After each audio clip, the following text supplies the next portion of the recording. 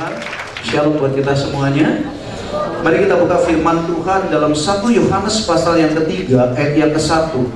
Tema firman Tuhan pada siang hari ini dibentuk untuk keluarga Allah. Mari kita buka dan nanti kita akan baca bersama-sama. 1 Yohanes pasal yang ketiga ayat yang ke-1. Sudah? Mari kita baca 2, 3. Lihatlah betapa besarnya kasih yang dikaruniakan Bapa kepada kita, sehingga kita disebut anak-anak Allah. Dan memang kita adalah anak-anak Allah. Karena itu dunia tidak mengenal kita, sebab dunia tidak mengenal Dia. Nah, Bapak Ibu saudara kasih oleh Tuhan, Iman Allah berkata, lihatlah betapa besarnya kasih yang dikaruniakan Bapa kepada kita, sehingga kita disebut anak-anak Allah. Dan memang kita adalah anak-anak Allah. Coba lihat kiri kanan, saudara, pandang baik-baik. Ini wajah anak-anak Allah. Amin. Bapak Ibu, ini sebuah anugerah yang besar yang Allah berikan dalam kehidupan kita. Masuk dalam keluarga Allah merupakan kehormatan tertinggi dan hak istimewa terbesar yang Allah berikan, yang kita terima waktu kita percaya kepada Yesus. Sekali lagi saya ulang. Masuk dalam keluarga Allah merupakan kehormatan tertinggi dan hak istimewa terbesar yang kita terima pada saat kita percaya kepada Yesus. Amin. Dikatakan kehormatan tertinggi dan hak istimewa. Kalau kita terisap di dalam keluarga Allah. Bapak Ibu, ini sebuah kebanggaan yang Tuhan berikan dalam kehidupan kita. Apakah kita bangga menjadi anak-anak Allah? Saudara, ini hak istimewa. Suatu kali saya kunjungan ke rumah masih keluarga saudara. Yaitu kakak dari mertua laki-laki saya, saudara. Waktu kami ada di ruang tamu gitu saudara, saya lihat satu foto saudara di situ. Dia lagi salaman dengan seseorang. Yang hari-hari muncul lagi enak zaman kutoh gitu saudara. Karena beliau adalah pembimas Kristen pada waktu itu. Berapa kali beliau menjabat pembimas Kristen. Waktu beliau berjabat tangan dengan Pak Harto saudara. Foto jabatan tangan itu masih tersimpan saudara. Dan itu dipasang di ruang tamu. Kenapa? Sebuah kebanggaan. Bertemu dengan orang nomor 1 pada waktu itu. Berjabatan tangan saudara. Dalam sebuah event. Lalu itu difoto, diperbesar, ditaruh di ruang tamu. Nah Bapak Ibu saudara kasih oleh Tuhan, apakah kita bangga menjadi anak-anak Allah? Apakah kita sadar bahwa pada saat saudara dan saya percaya kepada Kristus, kita masuk terisap dalam keluarga Allah.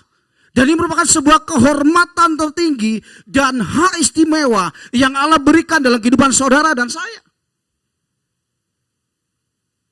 Saudara, jabatan tangan aja dengan petinggi, itu merupakan sebuah kebanggaan. Hari-hari ini kita melihatnya dengan datangnya Raja Saudi saudara ke Indonesia.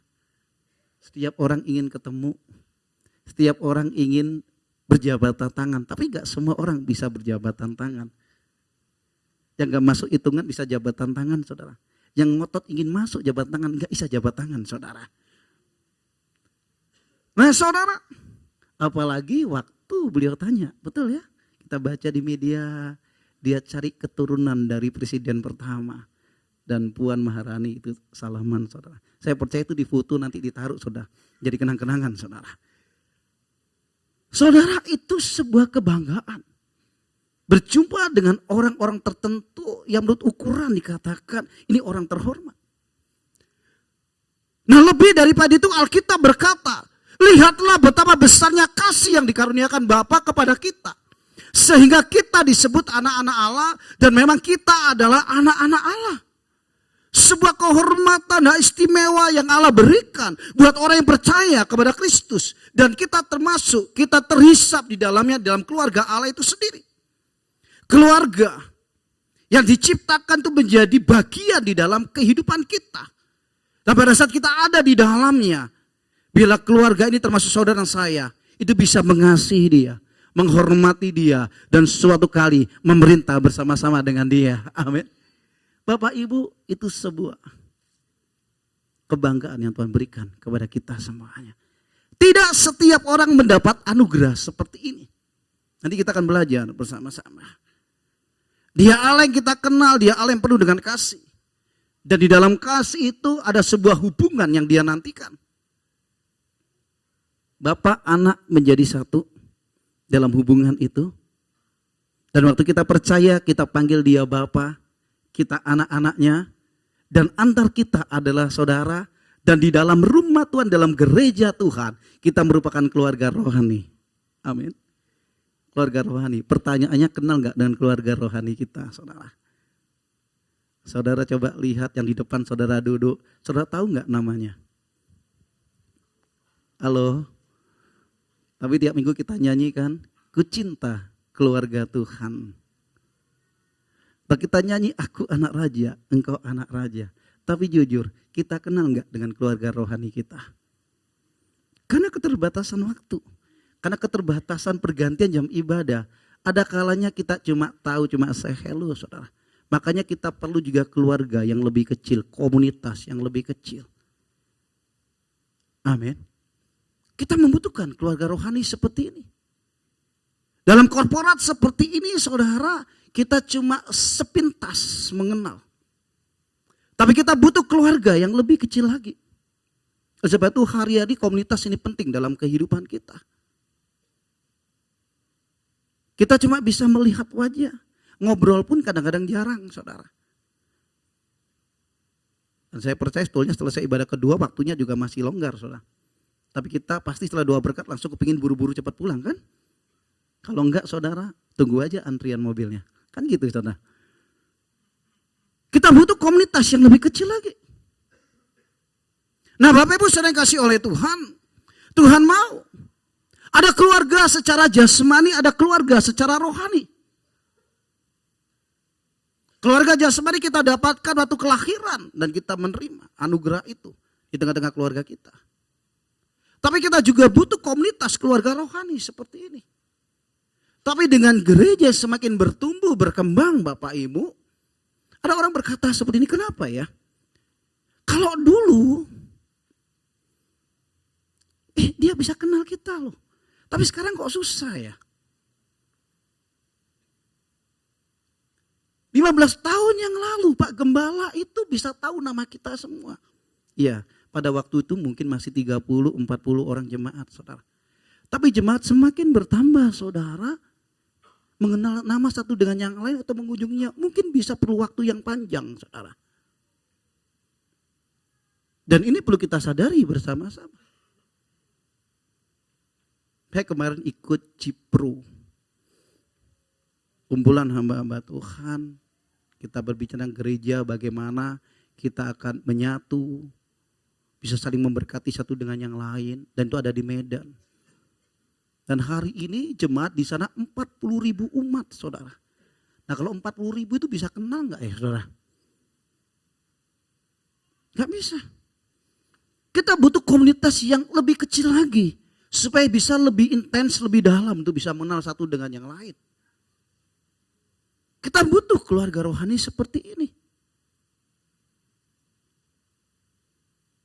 Minggu yang lalu, saudara, dalam komunitas yang lebih kecil, salah satu anggota komunitas kami yang berkata, Pak, Sabtu ini kami berangkat. Kita doain sama-sama, saudara. Karena dia harus pergi ke kampung, Martupol katanya, saudara. Ya betul ya. Ke sana keluarga akan dilamar. Betul ya, Pak? Martupol itu melamar ya? Atau bagaimana? Ya, didoain ke sana, saudara. Tunangan ya, datang ke sana. Saudara, itu komunitas masih muda. Walaupun hari Minggu gak ada di tempat ini, dia ibadah. Dia ada di salah satu gereja, gereja suku. Tapi dia aktif dalam komunitas itu. Kita bisa saling mendoakan, saling menguatkan. Dan kita doakan terus. Supaya dapat pasangan hidup sebagainya. Ada yang jatuh cinta dengan dia. Bangun hubungan. Dan dia dilamar, saudara. Itu sebuah kebanggaan. Kenapa saudara? Itu kita bisa lakukan di komunitas yang jauh lebih kecil. Kenapa? Di situ ada interaksi. Nah Bapak Ibu sering kasih oleh Tuhan. Satu-satunya cara untuk menjadi keluarga Allah adalah saudara saya harus dilahirkan kembali ke dalamnya. Kita buka dulu di dalam 1 Petrus 1 ayat yang ketiga. 1 Petrus 1 ayat yang ketiga. Firman Allah berkata, terpujilah Allah dan Bapa Tuhan kita Yesus Kristus, yang karena rahmatnya yang besar telah melahirkan kita kembali oleh kebangkitan Kristus dari antara orang mati kepada suatu hidup yang penuh pengharapan. Sekali lagi ayat ini berkata, terpujilah Allah dan Bapa Tuhan kita Yesus Kristus, yang karena rahmatnya yang besar telah melahirkan kita kembali oleh kebangkitan Yesus Kristus dari antara orang mati kepada suatu hidup yang penuh pengharapan. Satu-satunya cara untuk bisa menjadi anggota keluarga Allah dan kita terhisap di dalamnya, ini yang harus terjadi dalam kehidupan kita. Dilahirkan kembali oleh kebangkitan Yesus Kristus dari antara orang mati kepada suatu hidup yang penuh pengharapan.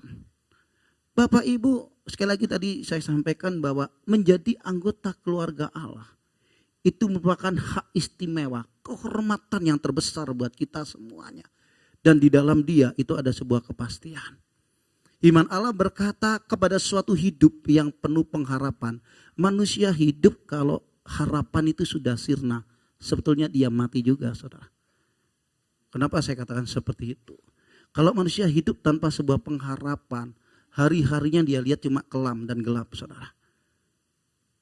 Tapi pada saat kita masih hidup dan kita memiliki sebuah pengharapan yang pasti, pengharapan itulah yang membuat kita bisa excited, kita bisa jadi kuat dalam menjalani kehidupan itu sendiri. Dan di dalam Yesus Alkitab berkata, pengharapan itu pasti. Apapun yang saudara saya alami hari-hari ini, pengharapan itu pasti. Dan kitab Ibrani katakan tidak mengecewakan. Seperti saus, seperti jangkar yang kuat. Dan itu yang memberikan penguatan sebagai anak-anak Allah yang percaya kepada Dia. Bapak Ibu sering kasih oleh Tuhan. Undangan ini bersifat universal. Buat setiap orang. Tetapi satu syarat yaitu apa? Kita harus percaya kepada Dia. Galatia pasal yang ketiga ayat 26 kita baca sama-sama. Galatia pasal 3 ayat 26. Bisa muncul? Yuk kita baca bersama-sama. 2, 3. Sebab kamu semua adalah anak-anak Allah karena iman di dalam Yesus Kristus. Saudara, saya akan menjadi anak-anak Allah, terhisap di dalam keluarga Allah pada saat karena iman di dalam Yesus Kristus. Artinya ini bicara secara personal, bukan korporat, Bapak Ibu. Karena keselamatan itu pribadi. Ini penting. Ada kalanya orang berkata, yang penting saya datang ke gereja, yang penting saya ibadah. Itu baik. Tapi pertanyaan lebih jauh kepada diri kita, apakah saudara dan saya sudah mengundang Dia secara pribadi masuk dalam diri kita menjadi Tuhan dan Juru Selamat? Kalau tidak, saudara, kita meninggal pun kita akan binasa, saudara. Roma 10 ayat 9 ke 10 berkata, jikalau engkau mengaku dengan mulutmu bahwa Yesus adalah Tuhan dan percaya dalam hatimu bahwa Allah telah membangkitkan Dia dari antara orang mati, maka dengan mulut mengaku engkau akan diselamatkan dan dengan hati percaya engkau akan dibenarkan. Ini secara personal yang harus kita lakukan. Kalau kita terlahir dari keluarga yang percaya kepada Yesus, tetapi mengundang Yesus secara pribadi, itu merupakan keputusan setiap pribadi. Itu penting kita bangun dalam kehidupan kita. Untuk bisa terhisap sekali lagi. Kalau kita percaya kepada Yesus. Amin. Hari ini, apakah kita sudah percaya kepada Dia? Ataukah masih ada sebuah kebimbangan, sebuah keraguan? Ada orang berkata, wait and see, lihat dulu deh. Tunggu dan lihat dulu, yang penting saya ikuti dulu deh. Saudara, keselamatan bukan seperti itu.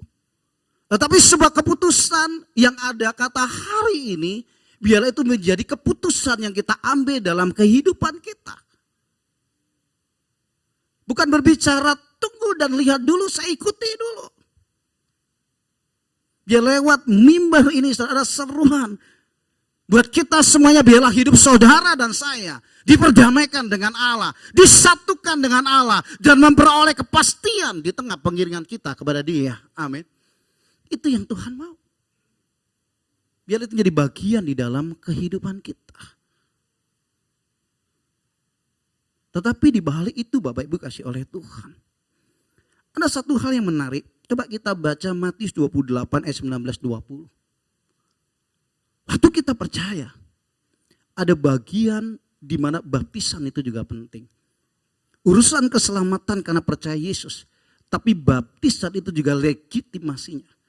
Bagi kita terisap di dalamnya. Suatu kali ada seorang bapak katakan, saya belum siap. Tunggu dulu, kalau saya sudah benar dulu. Beri saya waktu supaya saya benar, baru saya mau dibaptis. Saudara, urusan benar, pembenaran itu karena anugerah Kristus. Bukan karena apa yang kita lakukan. Saudara. Ya udah sekian tahun saya masih ingat. Udah percaya kepada Yesus setiap minggu datang ke gereja. Tapi waktu dikatakan, yuk baptis, ya katakan enggak. Tunggu dulu, saya benar dulu. Ukuran benernya bagaimana, saudara? Di dalam amanat agung, iman Allah berkata, ini pesan terakhir yang Yesus sampaikan kepada murid-muridnya sebelum dia terangkat ke surga. Karena itu pergilah, jadikanlah semua bangsa muridku, dan baptislah mereka dalam nama Bapa, Anak, dan Roh Kudus, dan ajarlah mereka melakukan segala sesuatu yang telah kuperintahkan kepadamu, dan ketahuilah, aku menyertai kamu senantiasa sampai kepada akhir zaman. Coba kembali ke ayat yang ke-19. Firman Allah ngomong gini. Karena itu pergilah. Pergilah itu berbicara tentang penginjilan. Go. Pergilah. Jadikan semua bangsa muridku. Yang Tuhan mau bukan pengikut saudara. Tapi saudara murid. Waktu Yesus terangkat ke surga yang melihat itu juga murid.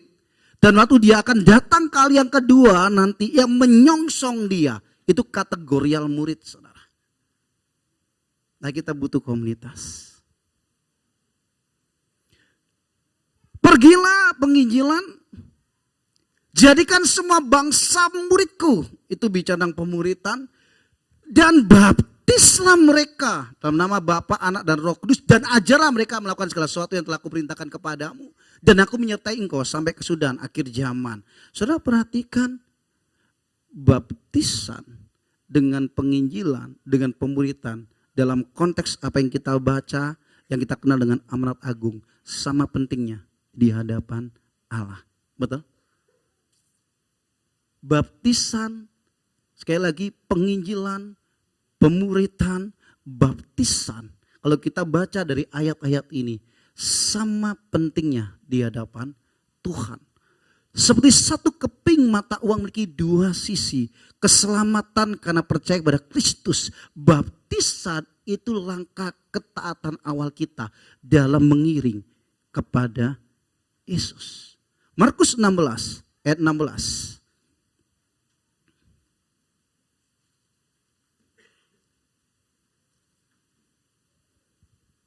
Siapa yang percaya dan dibaptis akan diselamatkan.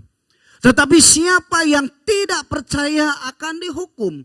Keselamatan sekali lagi oleh karena percaya kepada Yesus. Tapi baptisan itu langkah ketaatan awal dalam pengiringan kita kepada Tuhan. Seperti sekali lagi satu keping mata uang memiliki dua sisi. Alkitab katakan siapa yang percaya dan dibaptis akan diselamatkan. Tapi siapa yang tidak percaya akan dihukum. Adakah di tempat ini Bapak Ibu engkau sudah percaya kepada Yesus. Tapi sampai hari ini engkau belum memberikan dirimu untuk masuk dalam sakramen baptisan ini. supaya terhisap di dalam keluarga Allah. Biar lewat mimbar ini ada seruan, berikan dirimu dipersatukan dengan Allah dalam baptisan itu sendiri. Amin. Ayo, sekali lagi itu bukan pilihan, tapi sebuah keputusan oleh karena ketaatan kepada Tuhan. Kenapa Bapak Ibu? Roma pasal 6 ayat 3 dan keempat. Roma pasal yang ke-6 ayat 3 dan ke-4. Pada saat seseorang dia masuk dalam sakramen baptisan air ini, maka baptisan ini menyatakan iman dia kepada Tuhan. Menyatakan penguburan dan kebangkitan Kristus. Melambangkan kematian kita terhadap kehidupan lama kita. Dan kita keluar dari air bahwa kita ada dalam kehidupan yang baru. Menjadi anak-anak Allah. Dan merupakan upacara perayaan kita untuk masuk di dalam keluarga Allah. Roma pasal 6 ayat 34 berkata seperti ini. Atau tidak tahukah kamu bahwa kita semua yang telah dibaptis dalam Kristus telah dibaptis dalam kematiannya. Dengan demikian kita telah dikuburkan bersama-sama dengan Dia oleh baptisan dalam kematian, supaya sama seperti Kristus telah dibangkitkan dari antara orang mati oleh kemuliaan Bapa. Demikian juga kita akan hidup dalam hidup yang baru. Menyatakan deklarasi iman kita karena percaya kepada Yesus. Menyatakan bahwa itu bicara kematian Kristus dan kebangkitan Kristus. Melambangkan upacara penguburan manusia lama kita yang berdosa. Dan kita keluar dari ciptaan yang baru. Bukankah 2 Korintus 5:17 berkata, jikalau engkau dalam Kristus, engkau adalah ciptaan yang baru. Yang lama sudah berlalu dan yang baru itu sudah datang. Mengawali lembaran yang baru bersama dengan Tuhan. Tuhan tidak pernah mengingat-ingat yang sudah-sudah, saudara. Tapi disitulah awal perjalanan kita bersama dengan Tuhan. Merupakan suatu perayaan atas masuknya kita dalam keluarga Allah. Bapak Ibu, ini penting. Hari ini kita bicara hal yang doktrinal. Tapi ini penting. Alkitab berkata, supaya sama seperti Kristus telah dibangkitkan dari orang mati oleh kemuliaan Bapa, demikian juga kita akan hidup dalam hidup yang baru. Ayat di atasnya berkata, dengan demikian kita telah dikuburkan. Yang keempat tadi. Keempat. Dengan demikian kita telah dikuburkan bersama-sama dengan Dia oleh baptisan dalam kematian. Namanya kalau orang dikubur Bapak Ibu, itu seluruh badannya. Semuanya masuk. Betul ya? Kan itu upacara penguburan manusia lama kita. Ini kebenaran. Back to the Bible. Alkitab katakan itu selam. Ada begitu banyak jenis. Dan itu juga memiliki latar belakang sejarah gereja. Tapi Alkitab berkata Yesus pun masuk ke dalam air dan Dia keluar. Sida-sida dari Ethiopia, dia juga menerima itu. Dia berkata itu ada air. Itu oase, wadi. Dia masuk, setelah itu dia keluar. Alkitab dalam Roma 6 lebih jelas lagi dikatakan, dengan demikian kita telah dikuburkan bersama-sama dengan Dia oleh baptisan dalam kematian. Upacara penguburan manusia lama yang penuh dengan dosa. Yang tidak berdaya, yang akan binasa. Tapi waktu dia keluar dengan pengharapan yang baru.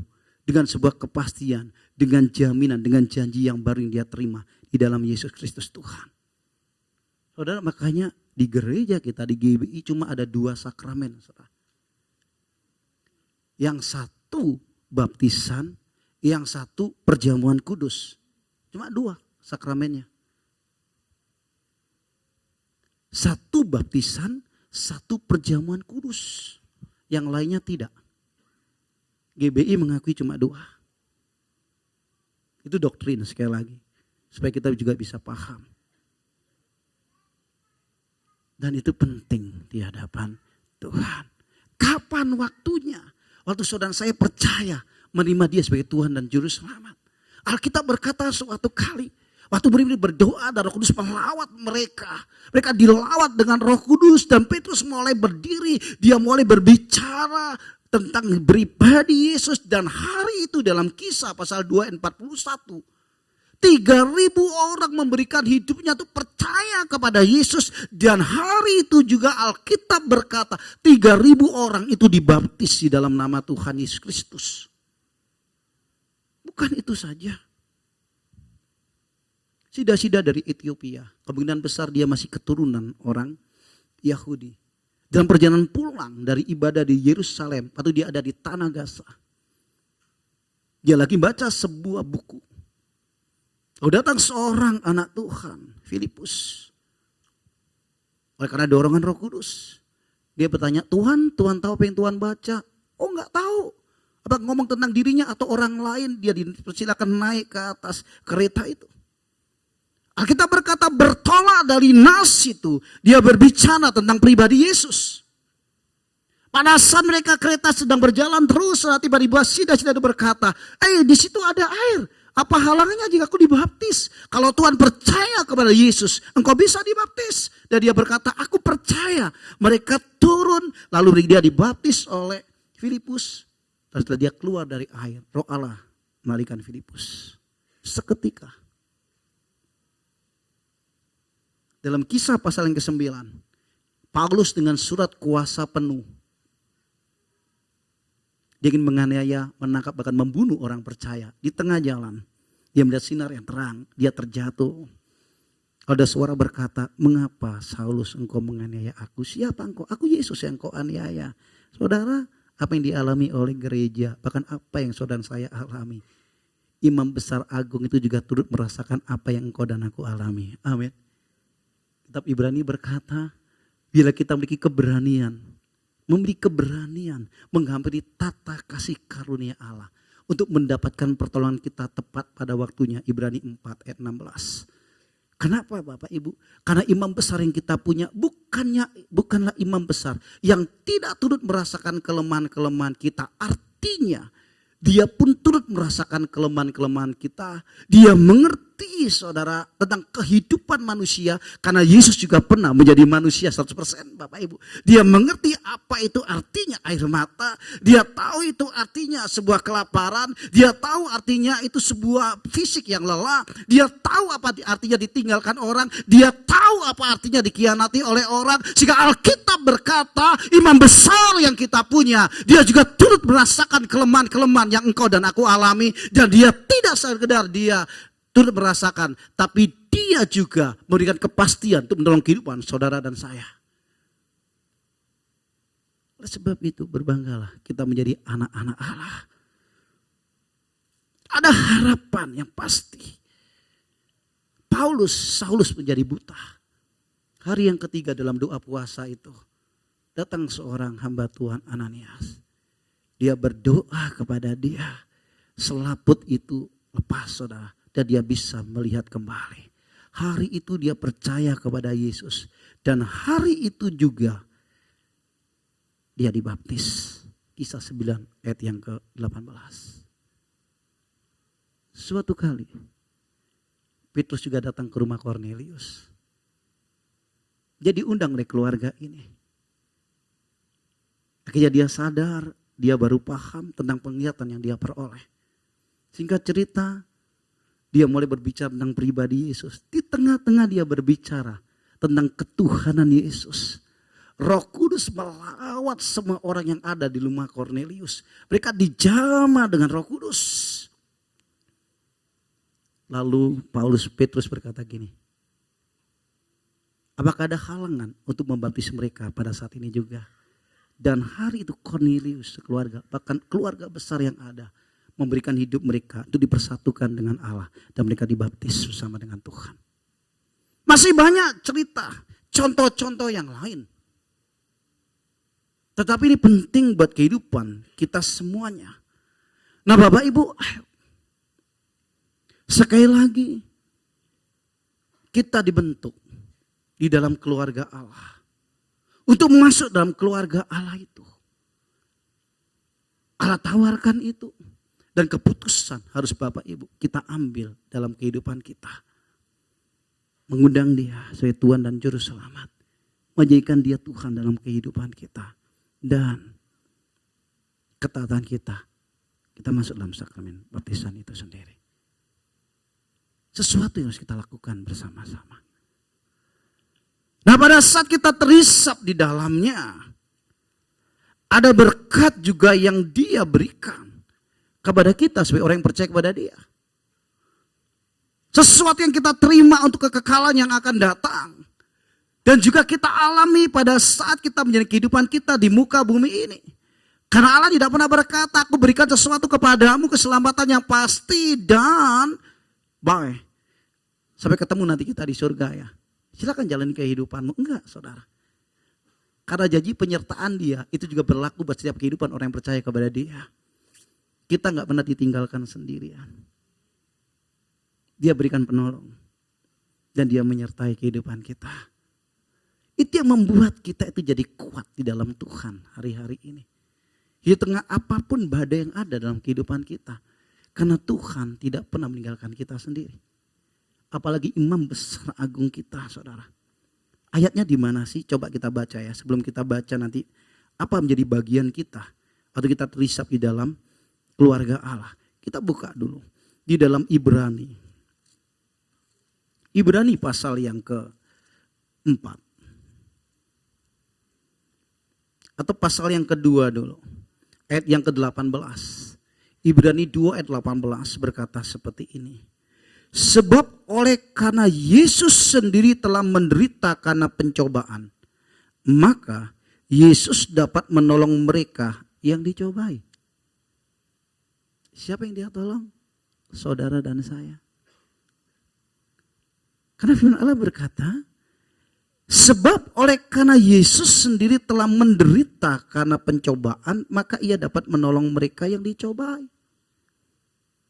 Pasal 4 ayat yang ke-14 berkata, karena kita sekarang punya imam besar agung yang telah melintasi semua langit, yaitu Yesus anak Allah, baiklah kita teguh berpegang pada pengakuan iman kita. Sebab imam besar yang kita punya bukanlah imam besar yang tidak dapat turut merasakan kelemahan-kelemahan kita.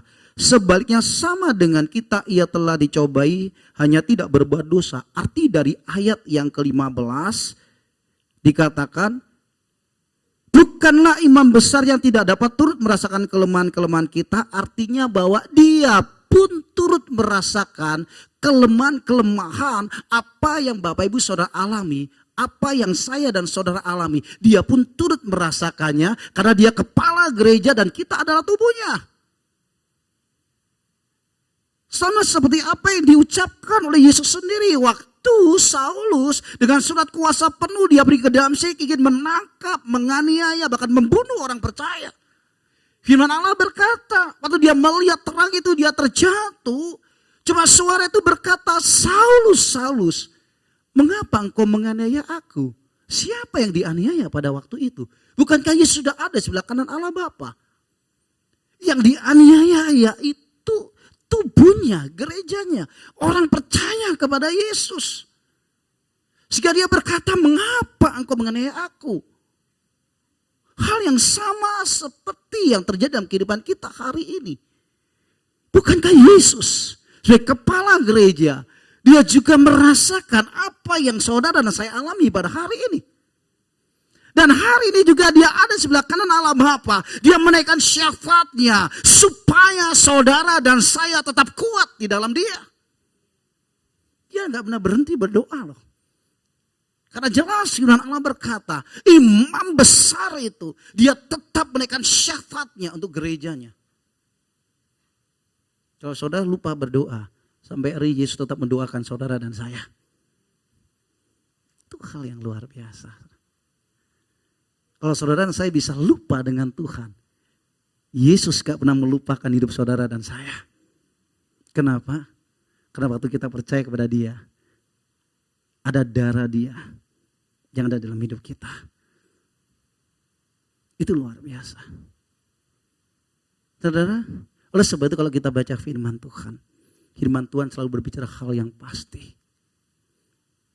Kita baca kejadian sampai Wahyu. Semua berbicara tentang iya. Iya, iya. Tidak, tidak. Tapi iya, itu bicara kepastian. Bukan sesuatu di mana kita terombang-ambing, tidak. Ya kita baca Galatia 4 ayat 7.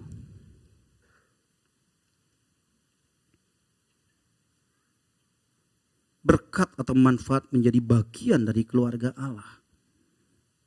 Galatia 4 ayat yang ke-7 berkata, jadi kamu bukan lagi hamba, melainkan anak. Jikalau kamu anak, maka kamu juga adalah ahli waris oleh Allah. Pada dalam kitab Galatia dikatakan, saudara saya akan termasuk jadi ahli waris itu pada saat kita sudah akil balik, yaitu dewasa. Artinya apa Bapak Ibu? Keselamatan itu gratis. Tetapi saudara, kita harus bertumbuh di dalam pengenalan kepada Allah. Bertumbuh dewasa di dalam pengenalan itu sendiri. Sebagaimana kalau Tuhan izinkan hari kita masih hidup, asal ada makanan, minuman saudara, kita akan terus bertumbuh fisik kita. Betul? Fisik kita kan bertumbuh, makin lama kita semakin menjadi tua. Itu secara alami. Tapi kedewasaan di dalam pengenalan kepada Kristus itu bukan terjadi dengan sendirinya, ada sesuatu yang harus kita lakukan dalam kehidupan kita. Itu penting. Kenapa? Karena Alkitab berkata sebelum ahli waris itu akil balik, dia sama tak ubahnya seperti budak. Kalau kita baca ayat di atasnya. Dan dia gak bisa menerima janji itu. Oleh sebab itu kita butuh pertumbuhan Bapak Ibu. Sebagaimana fisik kita bertumbuh jadi dewasa, pengenalan kita kepada Allah juga harus bertumbuh ke arah kedewasaan secara rohani, saudara. Ada perubahan-perubahan. Tadi dikatakan keselamatan itu gratis, tapi dengan baik-baik. Keselamatan itu kan sudah, sedang, dan akan. Ada justification, sanctification, glorification. Sudah karena pembenaran, oleh karena pengorbanan Yesus dan kita percaya. Sedang, yaitu sanctification, itu pengudusan. Pembentukan kehidupan orang percaya. Dari kanak-kanak sampai kita bertumbuh jadi dewasa. Dan proses kehidupan itu baik buat kita semuanya. Dibentuk. Saudara. Tadi saya kasih contoh saudara. Waktu dikuduskan dibentuk, daging kita juga akan dikerat, saudara. Kita akan dibentuk. Kenapa? Supaya kita berubah. Saya kasih contoh sederhana. Yang namanya mengampuni itu butuh jiwa yang besar, saudara. Betul? Betul enggak? Mengampuni mudah atau susah? Susah, saudara. Siapa bilang mudah? Mengampuni itu susah. Dibutuhkan jiwa yang besar untuk mengambil sebuah keputusan. Oke, saya ampuni. Karena daging kita akan melawan. Memangnya dia siapa? Bukankah dia yang melukai aku? Bukankah dia yang menyakiti aku? Saya korban. Saya objeknya. Daging kita akan teriak, saudara. Itulah proses pengudusan. Maka dibutuhkan jiwa yang besar untuk berkata, aku tahu ini sakit. Tahu firman-Mu berkata, itu demi kebaikanku. Waktu aku melepaskan pengampunan, hidupku dipulihkan. Bukan dia, saya yang dipulihkan. Dan saya mau berikan itu, dan saya dimerdekakan dari segala kepahitan dan sakit hati. Butuh jiwa yang besar. Amin. Itu proses pengudusan itu sendiri. Dan kita akan dipermuliakan, dipertemukan dengan Tuhan. Firman Allah berkata, jikalau kamu anak maka kamu juga adalah ahli waris kerajaan oleh Allah.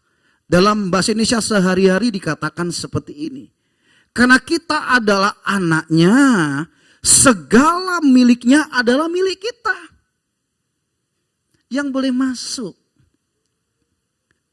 ke kamar kita suami istri itu anak-anak kita loh. Betul ya? Yang boleh membuka lemari di kamar kita itu anak kita. Anak tetangga juga boleh masuk sudah. Main ke rumah kita lalu masuk ke kamar pribadi kita. Lalu buka lemari kita gak boleh saudara. Betul? seperti itu. Iman Allah berkata, karena kita adalah anaknya, segala miliknya adalah milik kita. Bagaimana Allah berkata, kita harus bertumbuh menjadi akil balik. Bapak Ibu, ini penting. Sama kan kalau kita punya anak juga menginginkan seperti itu. Usianya bertambah, mereka bertambah jadi dewasa, karakternya juga berubah. Sama, waktu kita percaya pada Yesus juga seperti itu. Dan itu jadi bagian yang harus kita lakukan bersama-sama. Efesus 1 ayat yang ke-18. Efesus 1 ayat 18. Dan supaya ia menjadikan mata hatimu terang. Ini doa yang Paulus naikkan di hadapan Tuhan. Supaya ia menjadikan mata hatimu terang agar kamu mengerti pengharapan apa yang terkandung di dalam panggilannya. Betapa kayanya kemuliaan bagian yang ditentukannya bagi orang-orang kudus. Dalam Alkitab Indonesia terjemahan baru dikatakan, aku ingin kamu mengetahui, kata Paulus, betapa kaya dan mulia warisan yang ia berikan kepada umatnya. Ada yang terjemahan dari Alkitab Indonesia terjemahan baru. Kalau dalam terjemahan Lembaga Alkitab Indonesia dikatakan, supaya ia menjadikan mata hatimu terang, agar kamu mengerti pengharapan apa yang terkandung dalam panggilannya, betapa kayanya kemuliaan bagian yang ditentukannya bagi orang-orang kudus. Dalam terjemahan bahasa Alkitab Indonesia terjemahan baru dikatakan, aku ingin kamu mengetahui. Biar hari ini kita juga tahu bersama-sama betapa kaya dan mulia warisan yang ia berikan kepada umatnya. Dan warisannya itu luar biasa. Amin. Warisan yang dia tinggalkan, baik di dunia ini maupun untuk kekekalan. Apa saja warisannya Bapak Ibu? Ada beberapa hal kita baca. Yang pertama, kita akan bersama-sama dengan dia selamanya. Itu warisan yang besar loh saudara. Bapak Ibu, agama menunjukkan jalan. Tapi ujungnya sampai hari ini tidak juga ada kepastian. Yesus datang, dia membawa kehidupan dan dia memberikan kepastian. Itu yang membedakannya. 1 Tesalonika 5 ayat yang ke-10, 1 Tesalonika 5 ayat yang ke-10. Ya, kita baca. Yang pertama, kita akan bersama Allah selamanya. Yang sudah mati untuk kita supaya entah kita berjaga-jaga, entah kita tidur. Kita hidup bersama-sama dengan dia. Ini bicara selama-lamanya. Bapak Ibu, di dunia ini 70 tahun, kalau kuat 80 tahun. Masih juga ada yang 90 tahun, 100 tahun, tapi mulai langka. Tapi di balik itu ada kekekalan yang Allah sediakan buat hidup saudara dan saya. Iman Allah berkata, kita hidup bersama-sama dengan dia. Unlimited waktunya. Selama-lamanya dia berikan buat saudara dan saya. Itu berkat sebagai ahli waris dalam keluarga Allah. Yang kedua, 1 Yohanes 3 ayat yang kedua, kita akan diubah sepenuhnya menjadi seperti Kristus. Selama kita hidup, proses kehidupan itu juga akan bekerja, saudara. Bersahabatlah dengan proses itu sendiri. Karena tidak semua proses kita bisa tengking, saudara. Aku tolak. Masalah itu gak saya tolak, saudara. Dijalani. Dan biarlah dengan hikmat Allah kita cakap untuk bisa menyelesaikannya. Amin. Itu yang Tuhan mau. Ada waktunya si bolis itu kita tengking, saudara. Dia lari, saudara. Tapi kehidupan itu gak bisa kita tengking, saudara. Aku tolak segala masalah dalam nama Yesus. Mau doa puasa pun gak akan hilang masalahnya, saudara. Hadapi dan jalani, saudara. Kita butuh anugerah hikmat Allah. Kemampuan kecakapan dari dia. Untuk kita bisa Oleh karena bimbingan dia, kita melewati proses itu. Dan kita keluar jadi seorang pemenang dalam Tuhan. Saudara, kita berkata, saudara-saudaraku yang kekasih, sekarang kita adalah anak-anak Allah. Tetapi belum nyata apa keadaan kita kelak. Akan tetapi kita tahu bahwa apabila Kristus menyatakan dirinya, kita akan menjadi sama seperti dengan dia. Sebab kita akan melihat dia dalam keadaannya yang sebenarnya. Ini proses. Dan masing-masing kita mendapat anugerah yang berbeda, Bapak Ibu kasih oleh Tuhan. Sesuai dengan kasih karunia-Nya, dengan usia berapa dari bagian yang diberikan Tuhan kepada diri kita masing-masing. Ada orang mungkin Tuhan kasih 69 tahun sudah cukup, Tuhan bilang pulang. Kalau dia masih umur 50 tahun berarti ada 19 tahun proses kehidupan dia harus jalani. Dan Tuhan berkata mungkin 30 tahun sudah cukup buat dia. Ada mungkin cuma 5 tahun itu waktu dia. Ada mungkin sudah 80 tahun. Bahkan Tuhan kasih bonus lagi 10 tahun. Itu kedaulatan Allah. Dan Alkitab berkata, itulah proses. Bahwa apabila Kristus menyatakan dirinya, kita akan menjadi sama seperti dia. Oleh sebab itu kita harus kuat di dalam Tuhan. Yuk ngomong kiri kanan, tetap kuat di dalam Tuhan. Kenapa? Hal yang selanjutnya saudara. Wahyu 21 ayat yang keempat. Kita akan dimerdekakan secara utuh di dalam dia. Di dunia ini ada waktunya kita tertawa, ada waktunya air mata itu keluar. Ada waktunya kita berkata saya begitu kuat. Ada waktunya kita menjadi rapuh lalu kita berkata saya gak berdaya. Sekali lagi di tengah situasi seperti itu harapan dalam Kristus itu yang buat kita kuat. Wahyu 21 ayat yang keempat berkata, dan ia akan menghapus segala air mata dari mata mereka. Dan maut tidak akan ada lagi perkabungan atau ratap tangis atau duka cita. Sebab segala sesuatu yang lama itu telah berlalu. Kapan? Ini janji untuk kekekalan saudara. Di sana tidak ada air mata lagi. Kalau hari ini masih bisa keluar air mata, tidak selamanya air mata itu berbicara kekalahan. Ada waktunya kemenangan pun juga ada air mata yang keluar. Amin. Ada waktunya seperti itu. Tidak selamanya air mata itu tanda kekalahan. Tapi ada waktunya air mata itu keluar sebagai ucapan syukur kita di hadapan Tuhan. Oleh karena kita bisa melewati proses kehidupan dan kita keluar jadi seorang pemenang. Yang selanjutnya kita baca. Di dalam Ibrani 10 ayat 35. Akan ada upah yang dia berikan.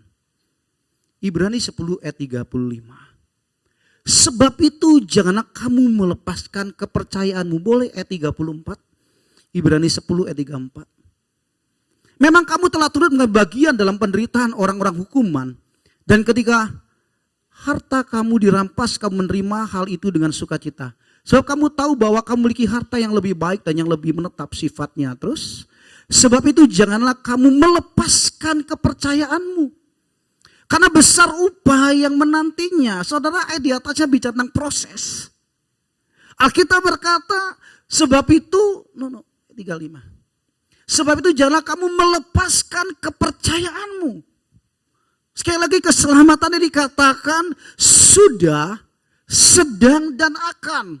Kehidupan kekristenan yang saudara saya jalani itu seperti seorang pelari maraton Bapak Ibu. Jarak jauh. Bukan jarak dekat 100 meter. Itu sprint kalau gak salah ya. Bukan pelari seperti itu. Tapi pelari maraton. Ada ukuran interval waktu yang Allah berikan. Masing-masing saudara dan saya berbeda-beda. Menurut kadar yang Allah percayakan kepada saudara dan saya. Makanya tadi saudara yang namanya waktu Tuhan memanggil kehidupan seseorang itu merupakan kedaulatan Tuhan. Seperti seorang pelari maraton. Bagaimana kita harus mengatur kecepatan kita berlari. Karena ada satu bagian sampai satu titik yang kita tuju. Dan kita sampai kepada garis finish. Alkitab berkata, janganlah kamu lepas kepercayaanmu. Berapa banyak orang dengan hati yang dengan tulus mencintai Tuhan. Sungguh-sungguh dengan Tuhan. Tapi oleh karena proses berlari itu, di tengah jalan dia kelelahan. Dia tidak berdaya. Lalu tiba-tiba kasih dia kepada Tuhan mulai hilang. Dia kecewa dengan kehidupannya. Dia kecewa dengan orang banyak sekitarnya. Bahkan akhirnya dia mulai menjadi kecewa dengan Tuhan. Dan dia lepaskan itu semuanya. Dan dia kembali kepada hal yang lama. Suatu kali Tuhan ngomong kepada umat yang dari Galatia lewat Paulus. Mengapa engkau mengawali dengan roh? Mengakhiri dengan daging. Kepada 7 umat, 7 jemaat yang dalam kitab Wahyu dikatakan. Mengapa engkau meninggalkan kasihmu yang semula? Bukan karena dosa, saudara. Perzinahan, perselingkuhan, bukan, saudara. Alkitab berkata, engkau meninggalkan kasihmu yang semula. Lalu dikatakan, betapa dalamnya engkau telah jatuh. Kembali lakukan apa yang pernah engkau lakukan. Kenapa? Ada upah yang menantikan, saudara. Amin. Ada mahkota yang dia sediakan buat hidup saudara dan saya. Hari ini kalau kita kuat, satu nasihat dari Paulus, jangan kita sombong. Kalau besok Tuhan izinkan kita masih bernafas dan kita bisa kuat, itu semua karena anugerah Tuhan. Amin. Gak ada yang kita bisa banggakan, semua karena Dia. Sehingga Paulus berkata, dari Dia, oleh Dia, kepada Dia, kemuliaan untuk selama-lamanya. Itu yang Tuhan mau. Yang terakhir Bapak kasih oleh Tuhan. Roma 8 ayat 17. Kita akan mendapat bagian di dalam kemuliaan Allah. Roma 8 ayat 17. Dan jika kita adalah anak, maka kita juga adalah ahli waris. Maksudnya orang-orang yang berhak menerima janji-janji Allah. Yang akan menerimanya bersama-sama dengan Kristus. Yaitu jika kita menderita bersama-sama dengan Dia. Supaya kita juga dipermuliakan bersama-sama dengan Dia. Kita adalah anak, kita juga ada ahli waris, berhak menerima janji-janji Allah, menerimanya bersama dengan Kristus jika kita menderita bersama-sama dengan Dia. Apa artinya menderita? Nyangkal diri pikul salib kan, saudara. Belajar untuk taat. Ketaatan itu butuh pengorbanan. Tapi percayalah, firman Allah mengajar ketaatan itu mendatangkan berkat buat kehidupan orang percaya. Seperti itu. Yang terakhir, Roma pasal 8 ayat 28. Itu semua berbicara hal-hal yang akan datang. Ini yang paling akhir. Ayo pemusik WL Singer maju. Waktu kita masih ada hari ini. Alkitab mengajar kita. Yuk kita baca 2, 3. Kita tahu sekarang bahwa Allah turut bekerja dalam segala sesuatu untuk mendatangkan kebaikan bagi mereka yang mengasihi Dia. Yaitu bagi mereka yang terpanggil sesuai dengan rencana Allah. Allah berkata, Allah turut bekerja dalam segala sesuatu untuk mendatangkan kebaikan bagi mereka yang mengasihi Dia. Kuncinya di mana? Hidup seseorang yang dengan tulus belajar mengasihi Tuhan.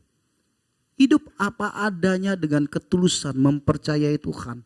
Dan belajar taat lewat kebenaran firman-Nya. Firman Allah berkata, Allah turut bekerja di dalam kehidupan kita untuk mendatangkan kebaikan.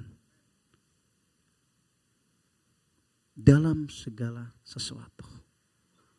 Amin. Apa adanya, bukan ada apanya.